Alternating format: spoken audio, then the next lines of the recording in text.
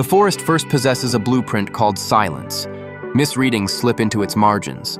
Leaves are units of hesitation. Wind, with grammar belonging to no one, continues punctuating existence by bending branches. The trunk is a memory device named verticality. Each time the past is preserved as a growth ring, time escapes disguised as a circle.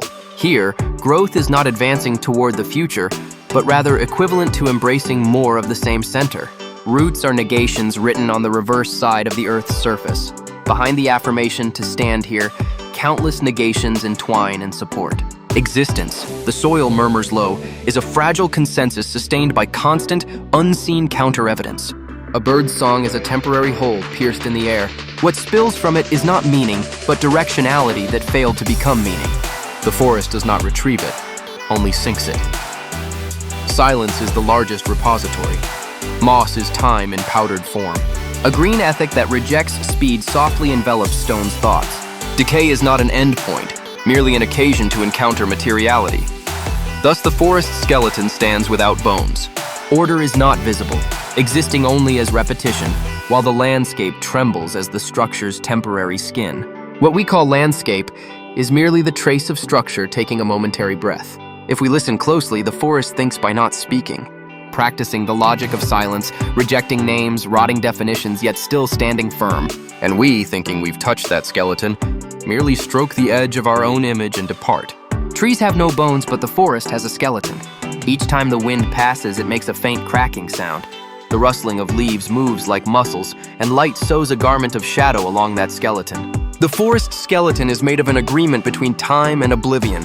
Fallen trees become old ribs, and moss carves new memories upon them. The footprints of walkers are but fleeting traces of muscle, leaving only bones behind. The forest is a breathing edifice. Morning mist is vapor filling its chest cavity. Dusk is a long sigh slowly exhaled.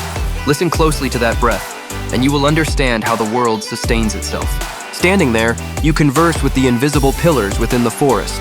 The skeleton of the forest landscape is not merely structure. It is a measure of time, a framework for memory, the bones that support silence. When you stop walking and touch those bones, your shadow too becomes a new rib.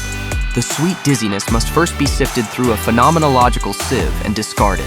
When we strip away the chlorophyll's false adornment covering our retinas, what emerges is not the clamor of photosynthesis, but the serene engineering of gravity, the very skeleton of the forest landscape. An arrogant will of verticality is launched from the Earth's surface toward the heavens. Each xylem vessel with capillary-like precision resists entropy, usurping liquid time upward.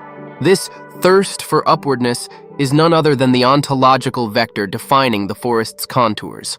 Ironically, in the season of winter's barrenness, the forest lays bare its truth's framework, and trees stripped of their verbose rhetoric, the leaves, become exposed ribs, enclosing the void like a cage. Yet the truly penetrating observer must fix their gaze not only upon the terrestrial framework. Below lies the upside-down cathedral, the clandestine workings of the root system. Within opaque oblivion, roots shake hands with mineral silence, transforming the ashes of dead organic matter into nuclei of information.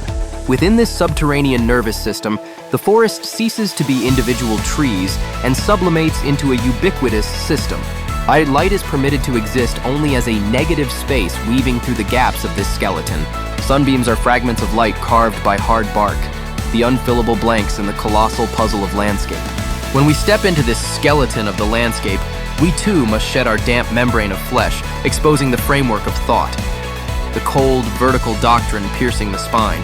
Within this vast wooden cage, our consciousness is reduced to a fragment of anatomical silence. The forest is not a still image of time, borrowing the form of landscape.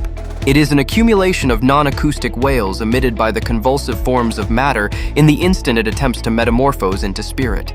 The forest is a fiction woven from the reverberations of the verb to be. The visible is already a delayed judgment. Light is the speed of error preceding judgment. Leaves flutter as undetermined coordinates. The tremor itself disguises its placement. Verticality is not direction, but the habit of memory.